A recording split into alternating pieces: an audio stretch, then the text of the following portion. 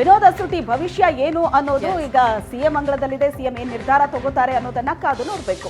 ಇನ್ನು ಮುಂದಿನ ಸುದ್ದಿ ಕರಾವಳಿಗೆ ಸಂಬಂಧಪಟ್ಟಂತಹ ಸುದ್ದಿ. ಕರಾವಳಿಯಲ್ಲಿ ಎರಡು ರಾಷ್ಟ್ರೀಯ ಪಕ್ಷಗಳ ನಡುವೆ ನೇರ ಫೈಟ್ ಇದೆ. ಇದರ ನಡುವೆ ಕಾಂಗ್ರೆಸ್ ಬಿಜೆಪಿ ಎದಿರೇಟಿನ ತಂತ್ರ. ಹಿಂದೂ ಮತ ಭದ್ರಪಡಿಸೋದಿಕ್ಕೆ ಬಿಜೆಪಿಯಿಂದ ಎಸ್ಡಿಪಿಐ ಅಸ್ತ್ರ ಪ್ರಯೋಗ ಆಗ್ತಾ ಇದೆ. ಕಾಂಗ್ರೆಸ್ ಅಭ್ಯರ್ಥಿ ಪದ್ಮರಾಜ್ ವಿರುದ್ಧ ಎಸ್ಡಿಪಿಐ ಅಸ್ತ್ರ. ಕಣದಿಂದ ಹಿಂದೆ ಸರಿದ ಎಸ್ಡಿಪಿಐ ನಡೆಯನ್ನೇ ಈಗ ಪ್ರಚಾರಕ್ಕೆ ಬಳಕೆ ಮಾಡಿಕೊಳ್ಳಲಾಗ್ತಾ ಇದೆ. ಎಸ್ಡಿಪಿಐ ಕಾಂಗ್ರೆಸ್ ಮೈತ್ರಿ ಅಂತ ಬಿಜೆಪಿ ಪ್ರಚಾರ ಮಾಡ್ತಾ ಇದೆ. ಪ್ರವೀಣ್ ನೆಟ್ಟಾರು ಹತ್ಯೆಯನ್ನ ಉಲ್ಲೇಖಿಸಿ ಬಿಜೆಪಿ ಕ್ಷೇತ್ರದಲ್ಲಿ ಮತ ಬೇಟೆಗೆ ಇಳಿದಿದೆ. ನೆಟ್ಟಾರು ಹತ್ಯೆಗೆ ಇದ್ದಿದ್ದ ಎಸ್ಡಿಪಿಐ ಜೊತೆ ಕಾಂಗ್ರೆಸ್ ಅಂತ ಈಗ ಪೋಸ್ಟ್ ಕೂಡ ಬಿಜೆಪಿ ಹಾಕಿದೆ. ಸೋಷಿಯಲ್ ಮೀಡಿಯಾದಲ್ಲಿ ಕ್ಯಾಂಪೇನ್ ಕೂಡ ಆರಂಭ ಆಗಿದೆ. ಕಾಂಗ್ರೆಸ್ಗೆ ಪರೋಕ್ಷ ಬೆಂಬಲ ಕೊಟ್ಟಿರುವ ಎಸ್ಡಿಪಿಐ ಇದನ್ನೇ ಅಸ್ತ್ರವಾಗಿ ಮಾಡಿಕೊಂಡಿದೆ ಬಿಜೆಪಿ. ಹಿಂದೂ ಮತವನ್ನ ಭದ್ರಪಡಿಸಿಕೊಳ್ಳೋದಕ್ಕಾಗಿಯೇ ಈ ಮೆಗಾ ಪ್ಲಾನ್ ಅನ್ನ ಮಾಡಿಕೊಂಡಿರುವಂಥದ್ದು. ಕರಾವಳಿಯ ಬಿಲ್ಲವ ಸಮುದಾಯಕ್ಕೆ ಸೇರಿದ್ದಂತಹ ನೆಟ್ಟಾರು, ಕಾಂಗ್ರೆಸ್ ಅಭ್ಯರ್ಥಿ ಪದ್ಮರಾಜ್ ಕೂಡ ಬಿಲ್ಲವ ಸಮುದಾಯದವರೇ. ಹಾಗಾಗಿ ಈ ಅಸ್ತ್ರವನ್ನ ಬಿಜೆಪಿ ಪ್ರಯೋಗಿಸ್ತಾ ಇದೆ. ಸೋಷಿಯಲ್ ಮೀಡಿಯಾದಲ್ಲಿ ಫುಲ್ ಕ್ಯಾಂಪೇನ್ ಅನ್ನ ಕೂಡ ಬಿಜೆಪಿ ಆರಂಭ ಮಾಡಿದೆ. ಕಣದಿಂದ ಹಿಂದೆ ಸರಿದಂತಹ ಎಸ್ಡಿಪಿಐ ನಡೆಯನ್ನೇ ಪ್ರಚಾರಕ್ಕೆ ಬಳಕೆ ಮಾಡಿಕೊಳ್ತಾ ಇದೆ ಬಿಜೆಪಿ.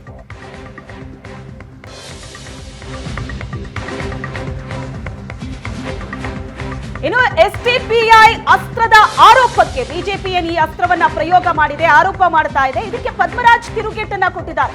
ದಕ್ಷಿಣ ಕನ್ನಡ ಪಂಚಾಯತ್ಗಳಲ್ಲಿ ಎಸ್ಡಿಪಿಐ ಜೊತೆ ಬಿಜೆಪಿ ಹೊಂದಾಣಿಕೆ ಮಾಡಿಕೊಂಡಿದೆ ಅಂತ ಏಷ್ಯಾನೆಟ್ ಸುವರ್ಣ ನ್ಯೂಸ್ಗೆ ಕಾಂಗ್ರೆಸ್ ಅಭ್ಯರ್ಥಿ ಪದ್ಮರಾಜ್ ಹೇಳಿಕೆ ಕೊಟ್ಟಿದ್ದಾರೆ. ಬಿಜೆಪಿ ಅಧಿಕಾರ ಪಡೆದಿದ್ದೇ ಅಪಪ್ರಚಾರದಿಂದ. ಇತರೆ ಪಕ್ಷದವರನ್ನ ಕಾಂಗ್ರೆಸ್ನವರು ಭೇಟಿ ಮಾಡಿಲ್ಲ. ಎಸ್ಡಿಪಿಐ ಜೊತೆ ಹೊಂದಾಣಿಕೆ ಮಾಡಿ ಬಿಜೆಪಿ ಅಧಿಕಾರವನ್ನ ಪಡೆದಿದೆ ಅಂತ ಪದ್ಮರಾಜ್ ತಿರುಗೇಟನ್ನ ಕೊಟ್ಟಿದ್ದಾರೆ. ಯಾವುದನ್ನ ಅಸ್ತ್ರವನ್ನಾಗಿ ಬಳಸಿ ಕಾಂಗ್ರೆಸ್ನ ಮೇಲೆ ಬಿಜೆಪಿ ಪ್ರಯೋಗ ಮಾಡಿತ್ತೋ ಅದೇ ಅಸ್ತ್ರವನ್ನ ಮತ್ತೆ ತಿರುಗಿ ಪ್ರಯೋಗ ಮಾಡಿದ್ದಾರೆ ಕಾಂಗ್ರೆಸ್ ಅಭ್ಯರ್ಥಿ ಪದ್ಮರಾಜ್. ಸರ್ ನೋಡಿ, ಇಲ್ಲಿ ಬಿ ಜೆ ಪಿಯವರು ಅಧಿಕಾರಕ್ಕೆ ಪಡೆದಿರುವುದೇ ಅಪಪ್ರಚಾರದಿಂದ. ಇವತ್ತು ಪದ್ಮರಾಜ್ ಇದು ಎಸ್ ಟಿ ಪಿ ಅವರೊಂದಿಗೆ ಏನು ಸಂಬಂಧಗಳನ್ನು ಬೆಳೆಸ್ಕೊಂಡಿದ್ದಾರೆ ಅನ್ನೋಂಥದ್ದು. ಪದ್ಮರಾಜ್ ಆಗಲಿ ಪದ್ಮರಾಜ ಪ್ರತಿನಿಧಿಸುವಂಥ ಪಕ್ಷ ಯಾವುದೇ ಪಕ್ಷವನ್ನು ಇವತ್ತು ನಾವು ಭೇಟಿ ಮಾಡಿದ್ದಿಲ್ಲ. ಏನು ನಮ್ಮ ಇಂಡಿಯಾದ ಒಂದು ಅಸೋಸಿಯೇಟ್ ಪಾರ್ಟೀಸ್ ಇದ್ದಾರೆ, ಅಲಯನ್ಸ್ ಪಾರ್ಟೀಸ್ ಇದ್ದಾರೆ, ಅವರು ಮಾತ್ರ ಕಾಂಗ್ರೆಸ್ ಪಕ್ಷದೊಟ್ಟಿಗೆ ಇರುವಂಥದ್ದು. ಎಸ್ ಟಿ ಪಿ ಅವರೊಟ್ಟಿಗೆ ಇಲ್ಲಿ ನಮ್ಮ ಜಿಲ್ಲೆಯಲ್ಲೇ ನೋಡ್ಬೋದು ಎಷ್ಟು ಪಂಚಾಯತ್ನಲ್ಲಿ ಎಸ್ ಟಿ ಪಿ ಐ ಮತ್ತು ಬಿ ಜೆ ಪಿ ಅವರು ಹೊಂದಾಣಿಕೆ ಮಾಡಿಕೊಂಡು ಅಧಿಕಾರ ಪಡೆದಿರುವಂಥದ್ದು. ಜನಗಳು ನಿರ್ಧಾರ ಮಾಡ್ತಾರೆ ಸ್ವಾಮಿ. ನಿಮಗೆ ಇಷ್ಟ ಬಂದಾಗ ನೀವು ಏನನ್ನೋ ಮಾತಾಡಿಕೊಂಡು ಹೋದರೆ ನಿಮ್ಮನ್ನು 33 ವರ್ಷಗಳ ಜನರು ಬಹಳ ಒಂದು ಸಹನೆಯಿಂದ ನಿಮ್ಮ ಮಾತನ್ನು ಕೇಳಿದ್ದಾರೆ. ಅದು ಈಗ ಎಲ್ರಿಗೂ ಬುದ್ಧಿ ಬಂದಿದೆ, ಅವ್ರು ಗಮನಿಸ್ತಿದ್ದಾರೆ ಪ್ರತಿಯೊಂದನ್ನು. ಇನ್ನು ಇದೇ ವಿಚಾರಕ್ಕೆ ಸಂಬಂಧಪಟ್ಟ ಹಾಗೆ ಮಾಹಿತಿಯನ್ನ ಕೊಡ್ತಾರೆ ನಮ್ಮ ಮಂಗಳೂರು ಪ್ರತಿನಿಧಿ ಭರತ್. ಇದೀಗ ನಮ್ಮ ಜೊತೆ ನೇರ ಸಂಪರ್ಕದಲ್ಲಿದ್ದಾರೆ. ಭರತ್, ಕರಾವಳಿಯಲ್ಲಿ ಫೈಟ್ ಇರೋದೇ ಕಾಂಗ್ರೆಸ್ ಹಾಗೂ ಬಿಜೆಪಿಯ ನಡುವೆ. ಈಗ ಎದುರೇಟಿನ ಒಂದು ತಂತ್ರಗಾರಿಕೆ ಅಲ್ಲಿ ನಡೀತಾ ಇದೆ ಅನ್ನುವಂಥದ್ದು ಕ್ಲಿಯರ್ ಆಗಿ ಗೊತ್ತಾಗ್ತಾ ಇದೆ.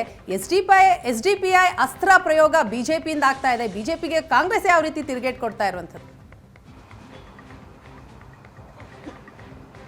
ವೀಣಾ, ಹೌದು, ಕರಾವಳಿಯ ಎಲೆಕ್ಷನ್ ಕಣ ರಂಗೇರ್ತಾ ಇರುವಂಥದ್ದು. ಪ್ರಮುಖವಾಗಿ ಎಸ್ಡಿಪಿಐ ಕಳೆದ 2-3 ಟರ್ಮ್ಗಳಲ್ಲೂ ಕೂಡ ಇಲ್ಲಿ ಲೋಕಸಭಾ ಚುನಾವಣೆಯಲ್ಲಿ ಸ್ಪರ್ಧೆ ಮಾಡಿತ್ತು. 2014ರಲ್ಲಿ 29,000 ಮತಗಳನ್ನು ಪಡೆದಿದ್ರೆ 2019 ಚುನಾವಣೆಯಲ್ಲಿ 49,000ವರೆಗೂ ಕೂಡ ಮತವನ್ನು ಪಡೆದಿತ್ತು. ಹಾಗಾಗಿ ಈ ಬಾರಿ ಎಸ್ಡಿಪಿಐ ಕಣದಿಂದ ಹಿಂದೆ ಸರಿದಿದೆ. ಪರೋಕ್ಷವಾಗಿ ಕಾಂಗ್ರೆಸ್ ಅಭ್ಯರ್ಥಿಗೆ ಬೆಂಬಲವನ್ನು ಕೊಟ್ಟಿರುವಂಥದ್ದು.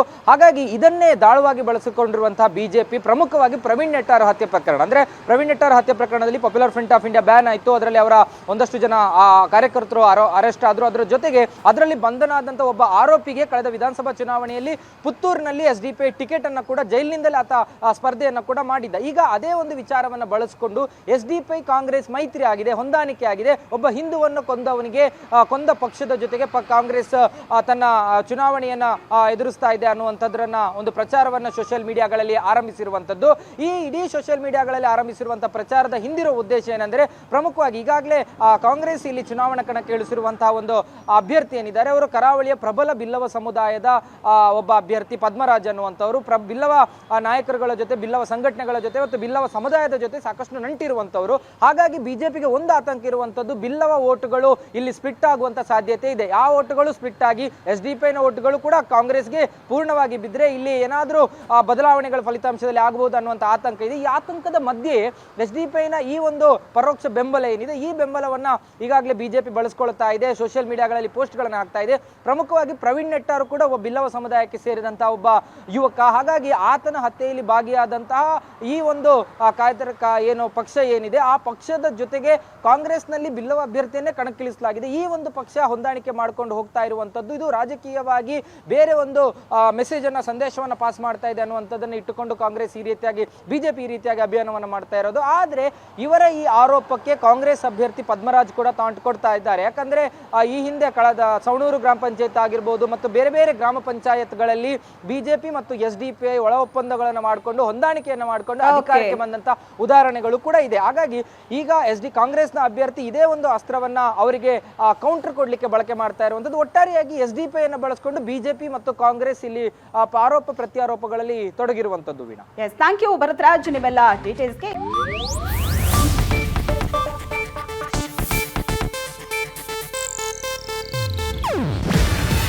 ಇದು ಏಷ್ಯಾನೆಟ್ ನ್ಯೂಸ್ ನೆಟ್ವರ್ಕ್ ಪ್ರಸ್ತುತಿ.